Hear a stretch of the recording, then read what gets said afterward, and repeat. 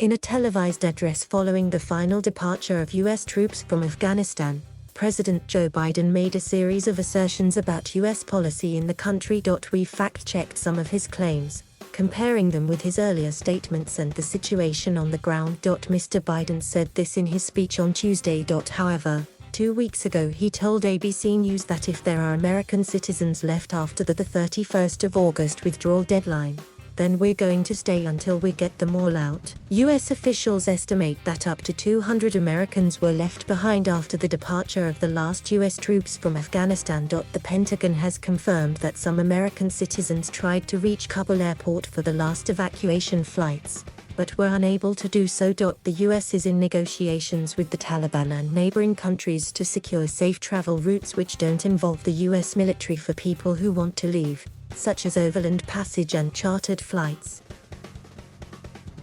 It's true that the Trump administration reached a deal last year to release 5,000 Taliban members in exchange for 1,000 Afghan security force prisoners. This swap was finally completed in September 2020, when more than 400 Taliban prisoners who had committed major crimes, according to the Afghan government, were eventually given their freedom following pressure from the US. So were their Taliban top war commanders among those released.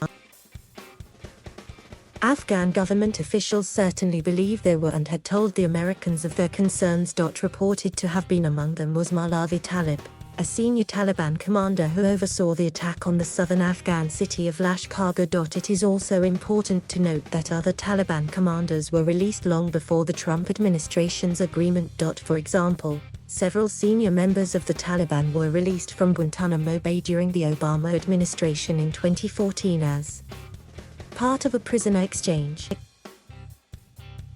The vast majority of troops and spending in Afghanistan came from the US. According to the US Department of Defense, the total military expenditure in Afghanistan had reached $825 billion, with about another $130 billion spent on reconstruction projects. That brings the total cost, based on official data, to $955 billion between 2001 and 2020. Close to the lower $1 trillion estimate given by Mr. Biden. But the president also pointed to a $2 trillion figure, which is based on a recent study by Brown University.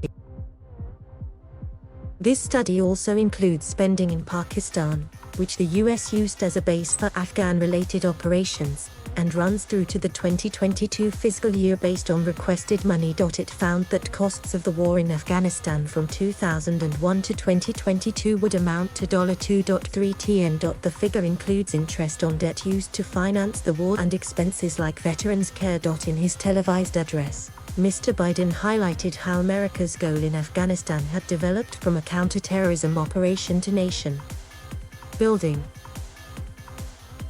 Last week he made a similar point, stressing the purpose behind the US intervention in Afghanistan had always been preventing a terrorist attack on American homeland and was never supposed to be creating a unified centralized democracy. This clearly contradicts his previous positions on the US objective in Afghanistan. At the outset of the conflict in 2001, when Mr. Biden was a US senator, he outlined the long-term purpose of the American military intervention, saying, "Our hope is that we will see a relatively stable government in Afghanistan, one that provides the foundation for future reconstruction of that country."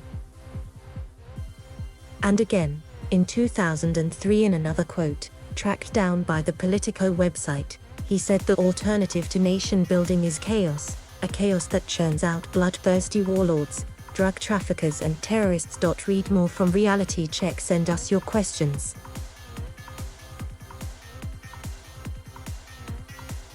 Thank you for watching. Please subscribe.